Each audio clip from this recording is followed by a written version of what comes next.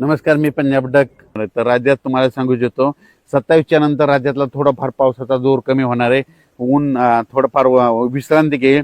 2-3 दिवस विश्रांती घेईन आणि त्याच्यानंतर 31 जुलैपासून ते पुन्हा 4-5 ऑगस्ट पर्यंत, 31 जुलै ते 5 ऑगस्ट परत त्या 5 दिवसामध्ये परत पुन्हा राज्यामध्ये थोड्या पावसाला सुरुवात होणार आहे, म्हणून हा अंदाज सर्व शेतकऱ्यांना लक्षात घ्यायचा. त्याच्यानंतर आता म्हणजे विशेष म्हणजे आता पंढरपूरची यात्रा आहे. तर पंढरपूरची यात्रा जी येत असताना त्यांना वाटत मात्र ह्या 3 दिवसामध्ये 22, 23, 24च्या दरम्यान त्यांना तिकडे पाऊस भेटणारच आहे. पण खूप काय मोठं नसणार, फक्त आज आणि ह्या 2 दिवसामध्ये थोडा जास्त भेटेल. पण 25 तारखेला म्हणजे यात्रेच्या दिवशी, म्हणजे पंढरपूरच्या यात्रेच्या आषाढी एकादशी दिवशी तिथं मात्र रिमझिम पाऊस पडणार आहे, म्हणून हा अंदाज त्यांनी लक्ष घ्यायचा. आजूबाजूच्या परिसरात देखील पंढरपूर तालुक्यात देखील पाऊस पडणार, म्हणून त्यांनी देखील अंदाज लक्षायचा. आटपाडी इकडं क्रूडवाडी त्या परिसरात देखील पाऊस पडणार आहे.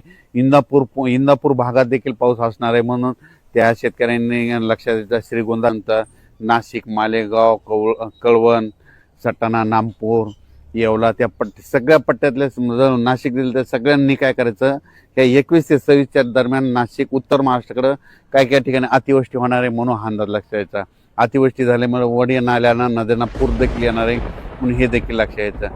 म्हणजे त्याच्यानंतर मुंबईला देखील अतिमुसळधार पाऊस पडणार आहे. त्याच्यानंतर इगतपुरीकडे देखील चांगला राहणार आहे. संगमनेर, अकोले, ओझर, गणपती त्या परिसरात देखील जोराचा पाऊस पडणार आहे. जुन्नर, सिन्नर तिकडे जरी खूप या 21 ते 26 चांगला पाऊस पडणार आहे. त्याच्यानंतर कोकणपट्टी, घाटमाता म्हणजे रत्नागिरीपासून इतर पालघरपर्यंत ते घाटमाथ्यावरला पाऊस जोरात मुसळधार चालूच राहणार आहे 26 तारखेपर्यंत, म्हणून हे अंदाज लक्षात यायचा.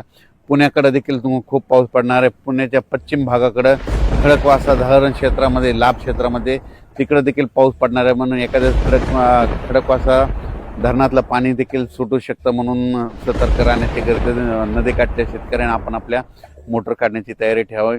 त्याच्यानंतर इकडं महाबळेश्वरकडे देखील 21 ते 26च्या दरम्यान खूप जोराचा पाऊस पडणार आहे. काही ठिकाणी अतिवृष्टी होईल, मुसळधार पडणार आहे.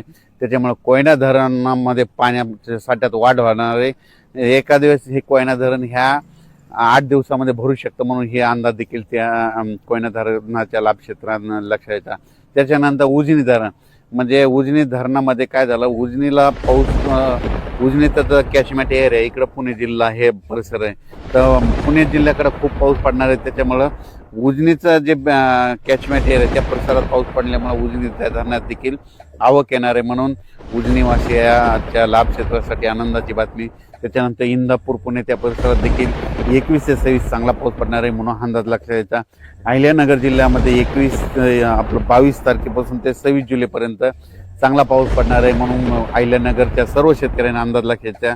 ह्या पावसामध्ये कोणताही भाग वंचित राहणार नाही अहिल्यानगर जिल्ह्यातला, म्हणून त्यांनी हे अंदाज लक्षात यायचा.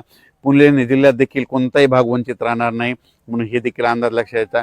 त्याच्यानंतर सोलापूर जिल्ह्यामध्ये 26 तारखेपर्यंत पाऊस पडणार आहे, चांगला पडणार आहे.